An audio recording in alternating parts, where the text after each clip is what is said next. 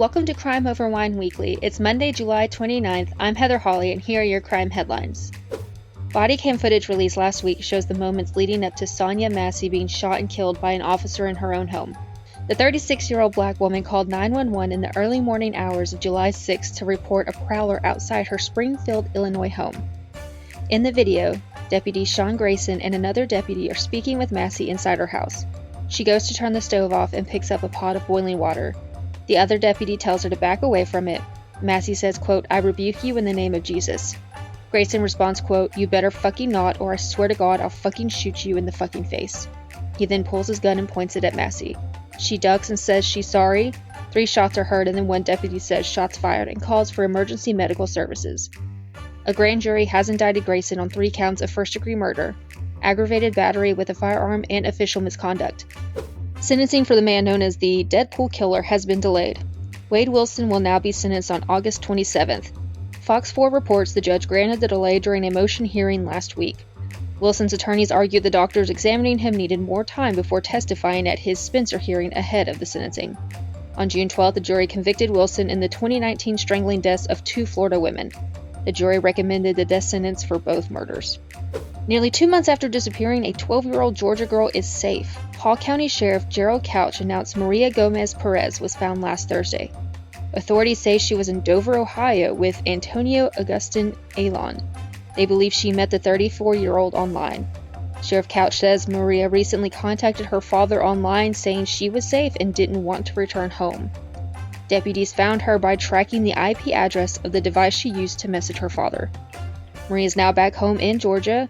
Augustin Alon is being held in Ohio on criminal charges, and authorities say there's also an immigration detainer on him. Hello everyone, I'm excited to be back here with you, and of course my favorite accomplice, Michelle. How are you doing? I am good. How are you? We missed you last week. Good. I'm tan. I didn't know I could do that. I'm tan. Had a fun little vacation to Myrtle Beach, so. I was gonna ask. I knew you had gone to the beach, but I didn't know where. And you were there for like the whole week. Yep, we had it was 4 days, 5 nights, I think. Yeah, lots of time at the beach and lots of time at the pool. Yeah. I was tired when I came back.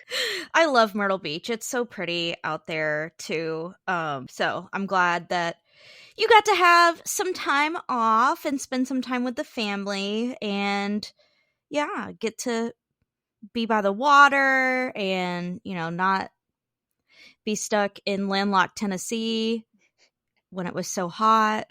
I know, and it was actually probably better there than it was here. It was hot, but it wasn't like that humid. And I don't know who does their forecasting, but they're not very good at it. They had like 60% of storm every day as our forecast. It didn't rain at all. Well, that's good. I mean, that's what you want when you're on vacation, right? Yeah, like that's the best outcome. But every day we're trying to tell the kids, it's like, we may not get to go swimming. There may be storms. We don't know. And you had like the prettiest nails for your vacation. Like I remember I texted you and was like, I love your nails. I'm in love with them. So like kind of explain like what they look like. Okay, so I was having a little mermaid type vibe in my mind, and they were black with a green chrome on top, and so it kind of gave me like Little Mermaid tail vibes or seashell, like the the inside of some certain seashells where they're kind of iridescent. It's kind of like that. Yes. And when you picked this week's wine, I was like, your nails match the nails of the creature on the bottle of wine. I know, and I didn't even notice that either. I went back and went, what nails? Because it's a very like graphic image. Like they're not graphic as in like bloody, but like it's busy. There's a lot going on there. It's I think it's supposed to be an osprey, maybe, is what the bird is supposed to be. But yeah, it's a really pretty bottle. And in case you're wondering, it's Juggernaut's Pinot Noir. They describe it as being aged 14 months in French oak barrels in the Russian River Valley of California. This wine is fresh and has a great mouth taste with red fruit, sumptuous strawberry, and ripe raspberry. The Juggernaut Pinot Noir from the Russian River Valley is balanced with refreshing acidity and velvety tannins. Once the wine opens up on the palate, you'll taste toasty oak, waffle cone, and vanilla. Aromas of earth tones, raspberry, and crushed violet petals fill the glass. Ooh, crushed violet petals. I've never Yeah. thought about that as a description before. And I don't know, because I couldn't find what was actually on the bottle to put on that, and I don't have the bottle with me, but it had a slightly different, like, narrative on it. It was more storytelling on the bottle. So if you have that, and I don't know if you have that next to you and want to read about it, but it's talking about like overcoming adversity and blah blah blah. So Oh, it's pretty. no, I don't have the bottle either, like, next to me. It's in my kitchen. But Viewers, go find the bottle in the grocery yes, store and read it. It's a fun little yes, story. It's it kind of is. like prophecy, but Yeah, a very and different art style. yeah, that was the first thing that I had noticed, like, when I did, like, see it. I was like, what is that? At first I thought it was like a dragon, but then, like, once you really look at it, you're like, wait a minute, no, that's a bird of some sort. um but yeah, it was really interesting, and, like, yeah, it's just something to take in when you look at it. So I'm ready to try it. It smells good. Does smell good. I'm really hoping this isn't one of those I needed to let it sit for a while before it tastes good, because spoiler alert, that didn't happen. But cheers. Cheers. I like that. It definitely, like, I taste the strawberry and raspberry off the top. That is a weird combination of sweet but oaky. Like, Hmm. it's like it's not exactly sure which one it wants to be, but they Yeah, balance well. Like, it's not bad. It's not jolting or clashing. They go yeah, well together. I agree. I definitely agree. Are you tasting the crushed velvet petals? Maybe, maybe I'm just tasting my crushed spirit. Not sure. Well, this is I'm excited to drink this one. It's definitely good. We have a lot on this episode, so you definitely are going to want to listen to this whole one. Still to come, a woman goes to check the mail and seemingly vanishes into thin air. Hear why her brother believes foul play is involved. Plus, a man is accused of killing a transgender teen in Pennsylvania. We talk about the evidence investigators say points to the person who did it when we come back. Crime Over Wine is sponsored by BetterHelp. As someone who's used therapy for years, I know that finding a therapist can sometimes be a stress on its own, juggling your full-time job, your family, your friends, your podcast, and trying to find the right therapist on top of that can almost feel impossible. That's where BetterHelp comes in.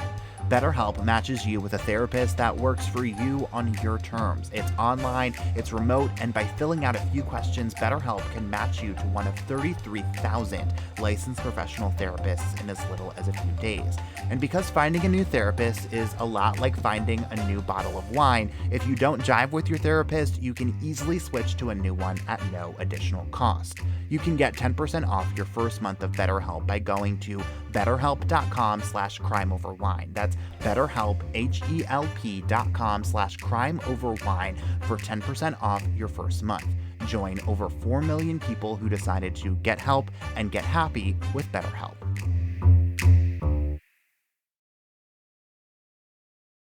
Crews searched a Barrington, New Hampshire property last week in connection to a decade-old missing persons case in Massachusetts. NBC Boston reports the search was part of Leanne Redden's case. She was last seen in Lynn, Massachusetts on April 15, 2013, the day of the Boston Marathon bombings. Investigators haven't said what led them to the New Hampshire property, but Leanne's family says her boyfriend at the time of her disappearance once lived there. He has since died. Authorities say they did not find any remains on the property and will not be returning to it. Leanne was 37 years old when she went missing. She's described as 5'2", with black curly hair and blue eyes. She has a tattoo of a cross with "Forgive Me, Father" on her upper back, a sunflower on her lower back, and a cross on the middle finger of her left hand. If you have any information in the Leanne's case, call Lynn PD at 781-477-4398. A Minnesota woman remains at the center of a search 3 weeks after she was last seen going to check the mail. 56-year-old Nicole Irene Anderson, who went by Nikki, disappeared on July 6th around 10 o'clock in the morning. She left her home in Randolph Township. Her mom told police that she had gone to get the mail but never returned. Nikki left behind her cell phone, wallet, glasses, and beloved dog. She also left behind her medication, which was critical because she's 2 weeks out from having a double mastectomy and nearing the end of her breast cancer treatment. An extensive search around the property turned up nothing. Investigators also searched her boyfriend's home, but found nothing as well. Nikki's brother says he suspects foul play and believes his sister may have been kidnapped by a man who posed as a woodcutter on her property. Her brother says the man has stalked his sister in the past. If you have any information about Nikki Anderson, call the Dakota County Sheriff's Office at 651-438-4700. And now to my case of the week. Several questions remain over a transgender teenager's death in Pennsylvania. 14-year-old Polly Likens went missing at the end of June. Dismembered human remains were discovered in early July in and near the Shenango River Lake. The coroner says the remains belong to Polly. Her cause of death was determined to be sharp force trauma to the head, and her manner of death was ruled a homicide. Polly's family described her as a selfless, loving child who loved nature, getting her nails done, and shopping. She aspired to be a park ranger like her Aunt Liz. Police say Polly was last seen walking home after leaving a friend's house. Polly posted on Snapchat that she had gone on a late-night walk. A friend asked if she was okay, and she replied, but did not reply to further messages, investigators say. Surveillance video from nearby businesses and homes showed a person that appeared to be Polly walking near a canoe launch along the river, as well as a vehicle arriving and leaving the area around the same time. Police identified a suspect as 29-year-old Deshaun Watkins. Surveillance video showed Watkins leaving a nearby apartment complex with a large duffel bag that appeared empty and returning about 20 to 25 minutes later with the bag looking heavy and awkward. The video shows a vehicle leaving the apartment complex and arriving to the canoe launch area and returning to the complex during the same time frame. Watkins is seen in the video struggling to carry the duffel bag and placing it on the floor of the hallway of the building. He is also seen coming and going from the apartment with several shopping and garbage bags in the days after. When police searched the building, they saw what appeared to be bloodstains in the places where Watkins rested the bag on the floor. Watkins told police he had recently met with a person he met on Grindr, who police say matched Polly's description. Watkins said he couldn't remember where they met or where the person had gone. Watkins said the person did not come to his apartment and said he brought in a large rolling luggage bag that he had left in his car from a recent vacation. When police searched his apartment, they found traces of blood, a saw, and a receipt for the purchase of the saw. Blood was also found in the trunk of his car. On Thursday, Polly's family and attorneys on both sides endured a 5-hour preliminary hearing.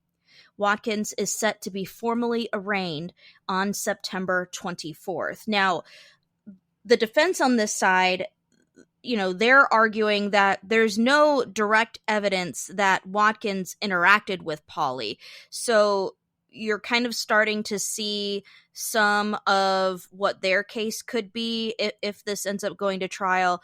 You're starting to kind of see it take shape a little bit, but that is something that prosecutors would have to craft a case around, that there is no direct evidence. It is interesting to see maybe what cell phone data might have, especially messages from that Grindr app.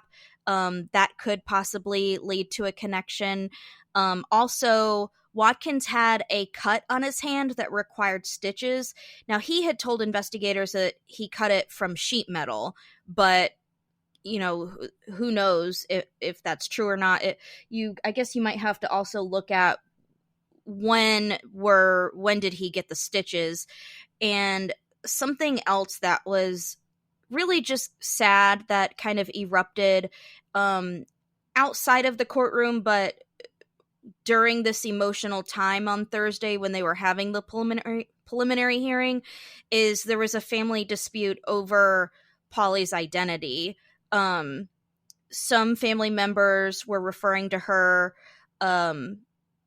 as male, and Polly described herself as female. That was how she identified. And so I think that was just also like very sad that had to come up in the middle of just already like a really emotional and sad time, to hear all of these, like all this evidence that has come out in the case during this hearing. Yeah, like granted, I don't know the family. Everyone grieves in their own way, but that's not the time or the place. I'm sorry. If you disagree, that's on you. Don't cause further harm, because either way, Polly's a victim, and Polly's not here anymore.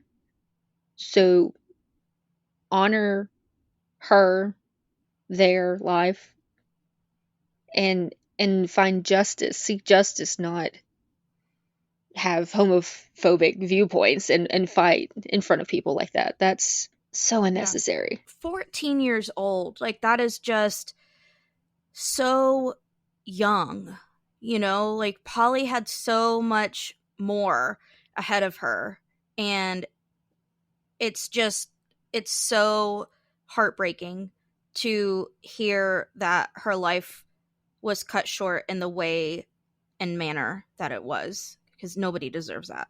At 14, you feel like you know everything, and you feel like you're gonna be okay, but there are bad people in the world, and like, we don't know. He's accused of doing it, but we still don't know why he did it. Like, was it because she was transgender? Was it something else that went wrong? Was it an accident? Like, we don't know any of that part yet, because they haven't released a motive, right? No, and when they were interviewing Watkins, like, his story changed like multiple times. So it's like there's we don't know exactly like what happened. You know what I mean? I think it's kind of telling in a negative way that he was willing to tell authorities that the person that he met on Grindr matched this child's description, and maybe he didn't know her age, but that's still like, what were you doing talking to a 14-year-old on Grindr, sir? Was he charged or indicted? Charged. Okay. The part about the defense's argument that there's no evidence that they directly made contact. I'm sorry, if there's a saw with her blood on it in his apartment, there's some evidence there, buddy. There's definitely a lot of evidence just already, but it will be interesting to see what more is built out of this case. Like I said, like what cell phone evidence there is, and even just, like where the phones were pinging at that time. But also, he did say that he had been messaging with someone who matched Polly's description, and that they met up, but he doesn't remember anything about meeting up. Likely story. But it's definitely early, like very early in this legal process, because it's likely to be bound over, and then he'll be indicted, and then we'll get to the trial. So like, this is very, very early stages of evidence coming out. So there's definitely gonna be a lot more. Yeah. And we'll continue to follow it and bring updates. Still to come on Crime Over Wine Weekly, police need help in a nearly 20-year-old missing persons case. Plus, authorities believe they found the remains of a young Georgia mother who's been missing since last October. The arrests they've made in the case this week.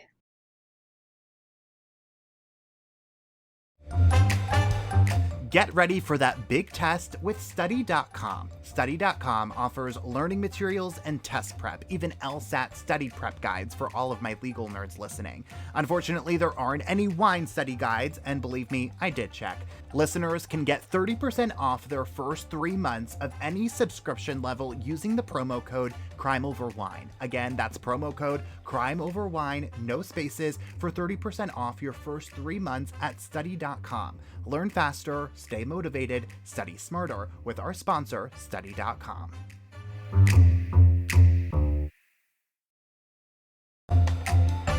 Crime Over Wine is proud to support Emancipet.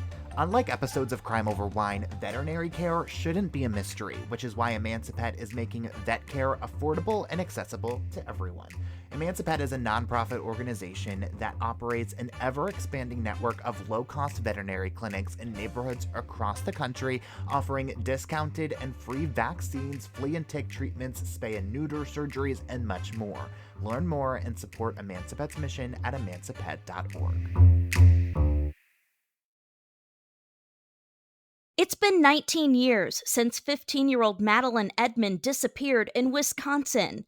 Police say Madeline is described as 5 foot 4 inches tall with brown hair, one blue eye, and one brown eye. She has multiple tattoos, including a cross on her right arm, a heart on her left arm, and the letters TC on her right ankle. If you have any information, call the La Crosse Police Department at 608-782-7575. Lori Page vanished from Tallahassee, Florida in June of 2023. Community members have searched for her numerous times, and the FBI is offering up to a $15,000 reward, but there's still no sign of the young girl. The FBI says she has ties to Tampa, Thomasville, Georgia, and Nashville. Lori's 13th birthday was April 14th. She's described as a dark-skinned black girl. She has black hair, which was styled as shoulder-length dreadlocks when she disappeared. She has brown eyes and is about 5 feet tall. If you know anything about Lori Page's whereabouts, call Tallahassee Police at 850-891-4200. The family of a Georgia woman who's been missing for 10 months believes her body was recovered last week. 18-year-old Gabriella Dixon was last seen October 27, 2023. Her mother filed a missing persons report on October 30th. According to that report, Reginald Harris, the father of Gabriella's kids, dropped them off a day after the family lost contact with her. Then one child told their grandmother, quote, "Mama was in blood," while the others said, "Mama is sleeping." In the month following, authorities arrested Harris on multiple charges, including aggravated assault, terroristic threats, and battery family violence. In November, officers arrested Jatarvius Price in connection to Gabriella's disappearance. He was charged with making false statements and tampering with evidence. Fast forward to this past week, and the Bibb County Sheriff's Office says a construction crew discovered human remains in a wooded area in Monroe County. Investigators believe they belong to Gabrielle. The remains were sent to the GBI to be positively identified. Price was arrested not long after, and the remains were found. He's charged with conspiracy to commit murder. Reginald Harris is charged with Gabriella's murder. He was already behind bars on previous charges. WGXA reports both men were denied bond. The Bibb County Sheriff's Office says Gabriella's death remains under investigation. Those poor kids. Did it say how old they are? One of them was about 2 when she first disappeared, and I think the other one is a little bit older. I never saw the other child's age mentioned, but it sounded as if they were a little bit older. Yeah. It's still very, very young, and it sounds like they witnessed something traumatic. You know what I mean? Yeah, and I found like spotty reporting on this case. And one thing that was consistent is the victim's mother saying not enough was being done. And once she heard those statements from her grandchildren, she felt she would never see her daughter again, but she wanted answers. And that's what she has kept pushing for. And she even said, even if it's her body, I would want her back. Wow. I can't even imagine, like, being in her shoes, you know? And your daughter's missing, you have the grandkids, and they're saying things like that, like, and how helpless she has probably. Yeah, there was one article I found where she had told that news outlet that she felt that police weren't doing enough because Harris had called them from jail and she said he was saying incriminating things on a recorded line, yet nothing was being done. There weren't additional charges at that point. They hadn't found Gabrielle. And she felt that if investigators had put more pressure on him, maybe they would have had an answer sooner. I'm not sure if it would have changed the outcome, but they could have at least had peace sooner. Well, hopefully more answers will come out as this case goes through the court system. But at the very end, at least, you know, Gabby's family has her remains. They're able to bury them or cremate them, whatever they wish to do. You know what I mean? At least they have that. But I don't think that takes away from the pain that they will probably always feel. No, absolutely not. And the GBI still has to confirm that those are her remains. It sounds as if it was a more of a decomposed state that she was found in, since they couldn't look at her and identify her on the scene. But the other thing that's also missing here is they've already charged those two guys, one being the father of her children. And I don't know how the two men are connected, what the other person did to tamper with evidence. Price, I'm not sure what tampering he did or his conspiracy to commit murder. We don't know how she died, so there's still a lot of questions. But I guess the biggest part and the most important part is they have likely found her. Yeah, I agree. Ending on a bit of a sad note there. I know. I do this a lot where I'm just like, man, that was a bummer. It's like, girl, we're talking about crime. Like, none of it's happy. So Yeah. I don't know why I'm always so surprised when we don't end on a high note. We can end on the wine note. I mean, I do like this a lot. So I want like a good hamburger or steak with it. Like, it's good on its own, but some like good red meat. Yeah. Yes. A steak sounds amazing right now, too. I was gonna say, or maybe I just haven't had dinner and I'm drinking on an empty stomach. And And I think we've done a Juggernaut one before, haven't we? have we? I can't remember. For some reason, I want to say we have, but I could be wrong. But I was just gonna say, like, I'd like to know, like, what other wines they have, you know, just to see. Let's see. There's a Cabernet Sauvignon. The one we have, Chardonnay, Sauvignon Blanc. Okay. Looks like those are the 4 that they have. So, but the main ones. Yeah.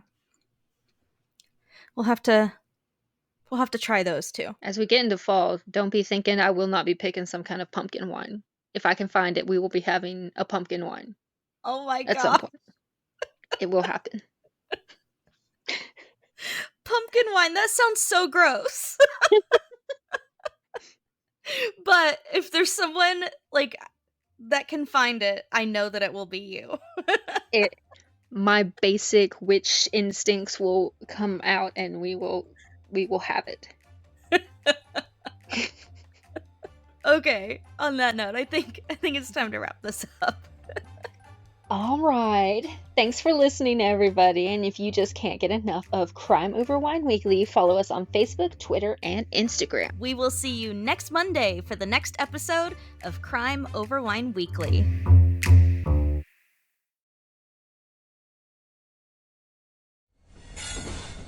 Proud member of the Podnuga Network.